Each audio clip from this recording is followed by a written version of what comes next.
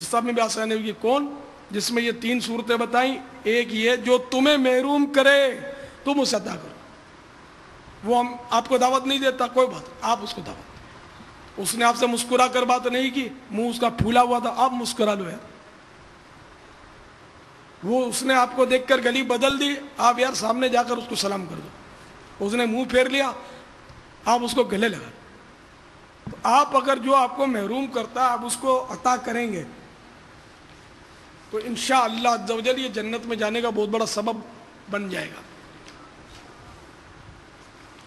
اور جو آپ سے تعلقات توڑتا ہے, یہ بھی ہے نا کہ جو قطع تعلق تم سے کرے اس سے ملاپ کر, تم اس سے جوڑو. خالہ نے ٹھیک ہے اگر لڑائی کر دی ہے کوئی بات نہیں, آپ جا کے مل لو اس سے. ماموں نے جھگڑا کیا ہے کوئی بات نہیں, معاف کر دو. ان سے آپ جا کر مل لو, خود جا کر آگے بڑھ کے مل لو تو انشاءاللہ ملاپ ہو جائے گا. حضرت سیدنا ابی بن کعب رضی اللہ تعالیٰ عنہ سے روایت ہے کہ سلطان دو جہان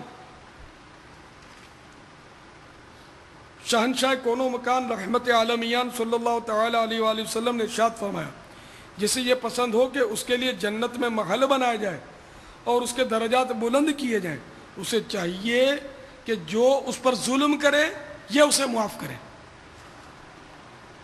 اور جو اسے محروم کرے یہ اسے عطا کرے, اور جو اس سے قطع تعلق کرے یہ اس سے ناتا جوڑے. تو اب بیٹے نے آپ پر ظلم کیا ہے, ماں کو چاہیے معاف کر دے. بیٹی نے ظلم کیا ہے, زبان درازی کی ہے, باپ کو چاہیے معاف کر دیں, ہے نا. ماں باپ اپنی اولاد کو معاف کر دیں تو اس طرح صلہ رحمی کا ثواب بھی ملے گا, جبکہ صلہ رحمی کی بھی نیت کر لیں. دعوت اسلامی کی مطبوعہ بہار شریعت حصہ 16 پر ہے, صفحہ نمبر 202 تا 203, مسئلہ نمبر 5.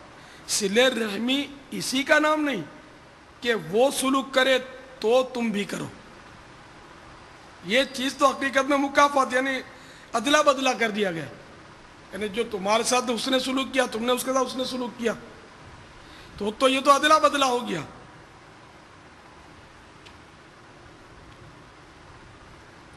کہ اس نے تمہارے پاس چیز بھیج دی, تم نے اس کے پاس بھیج دی, اور وہ تمہارے یہاں آیا تم اس کے پاس چلے گئے. حقیقتاً صلہ رحم یہ ہے کہ وہ کاٹے اور تم جوڑو. وہ تم سے جدا ہونا چاہے, بے اعتنائی بے رخی کرتا ہے, اور تم اس کے ساتھ رشتے کے حقوق کی مراعات کرو, لحاظ کرو اس کے رشتے کا. تو اس لیے جو ہے کہ جو توڑتا ہے اس سے بھی جوڑے, کہ اس طرح آپ کو بہت فائدہ ہوگا. اگر ماں باپ معاف کر دیں گے تو انشاءاللہ ان کو بہت فائدہ ہوگا کہ یہ صلہ رحمی کا یہ بھی حصہ ہی قرار پائے گا کہ مسکرا کر دیکھنا, اچھی طرح ملنا, یہ بھی صلہ رحمی ہے اس نیت سے. آپ حضرات نے مجھے دیکھا ہوگا افطار میں سحری میں, جب میرا بیٹا ہوتا تو میں اس کو سہلاتا ہوں, کبھی یہاں بھی بیٹا ہوتا تو اس کو ہاتھ مارتا ہوں. اس کو مطلب تو یہ کبھی ان لوگوں کو چیزیں دیتا ہوں بچوں کو اپنے, تو عام طور پہ میری نیت یہ ہوتی ہے کہ میں صلہ رحمی کر رہا ہوں. تو یہ اس کا بھی ثواب ملتا ہے صلہ رحمی کا, کہ اچھا سلوک کیا اس کے ساتھ, بھلے اگر کوئی چیز نہیں بھی دی تو مسکرائے اس کے ساتھ, پرتپاک طریقے پر ملے, اس کی مزاج پرسی کی, یہ بھی صلہ رحم میں داخل ہے. یہ بتائی ارشاد فرمایا کہ بچہ جب بیٹا یا بیٹی جب چھوٹے ہوتے ہیں تو عموماً والد صاحب کوئی نہ کوئی چیز لا کر اپنے بیٹوں کو دیتے ہیں, لیکن یہ ہے کہ جب بیٹا بڑا ہو جاتا ہے 20-25 سال کا ہو جاتا ہے اس کے بعد یہ لین دین کا سلسلہ بند ہو جاتا ہے. لیکن آپ کو دیکھا ہے کہ آپ مطلب حالانکہ آپ کا ایک بیٹا تو مطلب خود ایک والد ہے, لیکن آپ وقتاً فوقتاً کوشش کرتے ہیں کہ ان کو بھی کوئی تحائف دیں. تو کیا بیٹا بڑا ہو جائے تو اس وقت ماں باپ کا یہ تحفہ دینے اور تحائف دینے کا سلسلہ رہنا مناسب ہے؟ تو میرا جو ہے نا مزاج غریب و عجیب ہے, عام لوگوں سے ذرا ہٹ کر ہے.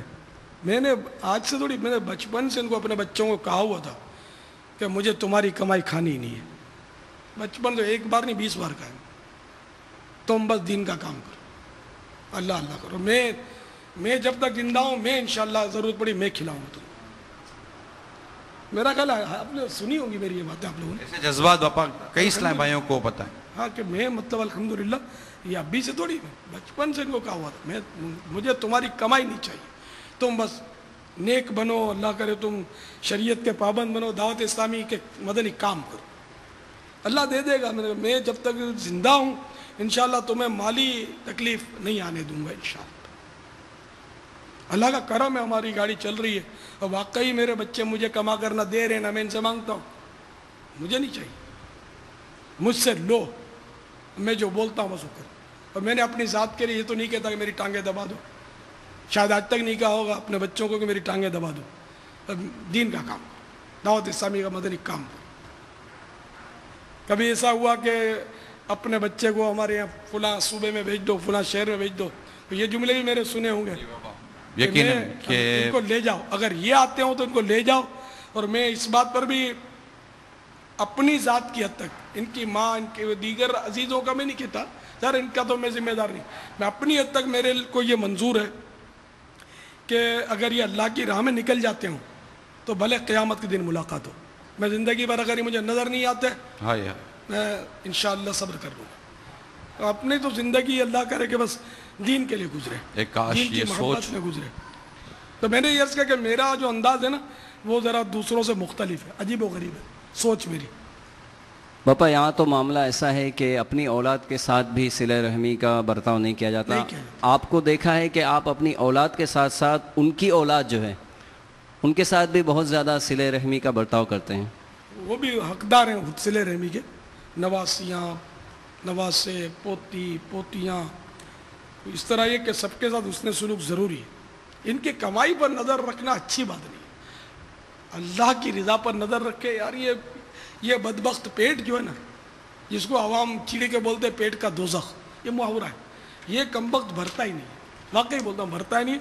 मेरे आका सल्लल्लाहु तआला अलैहि वसल्लम, मेरे सच्चे नबी पर मैं कुर्बान, इनका फरमान आली शान बारहा आपने सुना होगा कि जिसका मजमून यही है कि अगर इंसान को सोने की 2 वादियाँ मिल जाए तो बोलेगा तीसरी मिल जाती तो अच्छा था। इंसान का पेट कभी नहीं भरता, इसका पेट सिर्फ कब्र की मिट्टी ही भरेगी। तो इसमें मुस्तस्नियात तो सब में होते हैं।